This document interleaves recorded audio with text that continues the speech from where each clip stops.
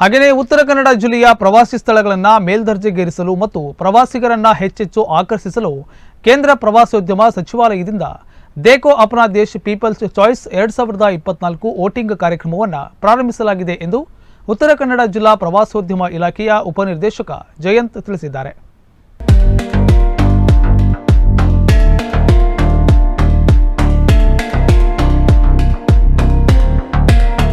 ಉತ್ತರ ಕನ್ನಡ ಜಿಲ್ಲೆಯ ಪ್ರವಾಸಿ ಸ್ಥಳಗಳನ್ನು ಮೇಲ್ದರ್ಜೆಗೇರಿಸಲು ಮತ್ತು ಪ್ರವಾಸಿಗರನ್ನ ಹೆಚ್ಚೆಚ್ಚು ಆಕರ್ಷಿಸಲು ಧಾರ್ಮಿಕ, ಸಾಂಸ್ಕೃತಿಕ, ಪಾರಂಪರಿಕ, ನೈಸರ್ಗಿಕ, ವನ್ಯಜೀವಿಗಳು, ಜಲಪಾತಗಳು, ಸಾಹಸ ಪರಿಸರ ಹಾಗೂ ಇತರ ಪ್ರವಾಸಿ ತಾಣಗಳನ್ನು ಗುರುತಿಸಿ ಅಭಿವೃದ್ಧಿಪಡಿಸಲು ಕೇಂದ್ರ ಪ್ರವಾಸೋದ್ಯಮ ಸಚಿವಾಲಯದಿಂದ ದೇಖೋ ಅಪ್ನಾ ದೇಶ್ ಪೀಪಲ್ ಚಾಯ್ಸ್ 2024 ಎಂಬ ಕಾರ್ಯಕ್ರಮವನ್ನು ಆರಂಭಿಸಲಾಗಿದೆ.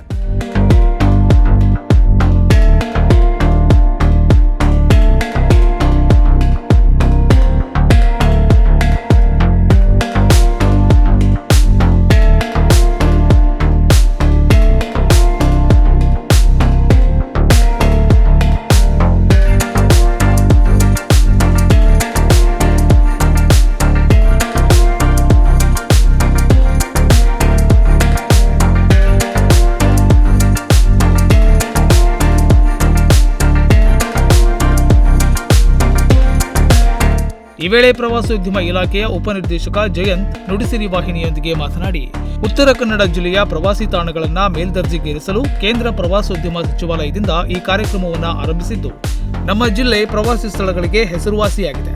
ಆದ್ದರಿಂದ ಇನ್ನಷ್ಟು ಪ್ರವಾಸಿಗರನ್ನು ಆಕರ್ಷಿಸುವ ನಿಟ್ಟಿನಲ್ಲಿ ಈ ಕಾರ್ಯಕ್ರಮ ಸಹಕಾರಿಯಾಗಲಿದೆ ಎಂದು ಹೇಳಿದರು.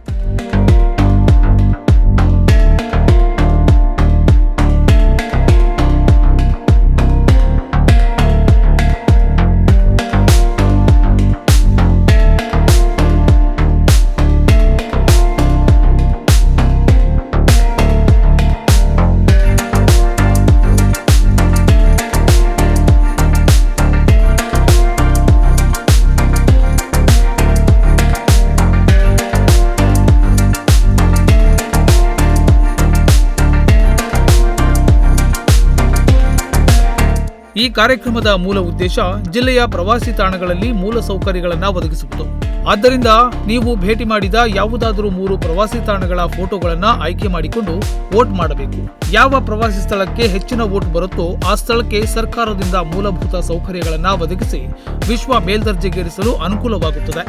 ಹೀಗಾಗಿ ಜಿಲ್ಲೆಯ ಜನತೆ ಈ ಕಾರ್ಯಕ್ರಮಕ್ಕೆ ಸಹಕರಿಸಿ ಎಂದು ಹೇಳಿದರು. ಎಲ್ರಿಗೂ ನಮಸ್ಕಾರ. ಎಲ್ಲ ಉತ್ತರ ಕನ್ನಡದ ಜನತೆಗೆ ಸ್ವಾತಂತ್ರ್ಯೋತ್ಸವದ ಶುಭಾಶಯಗಳನ್ನ ಹೇಳ್ತಾ, ನಾನು ಜಯಂತ, ಉಪನಿರ್ದೇಶಕ ಪ್ರವಾಸೋದ್ಯಮ ಇಲಾಖೆ.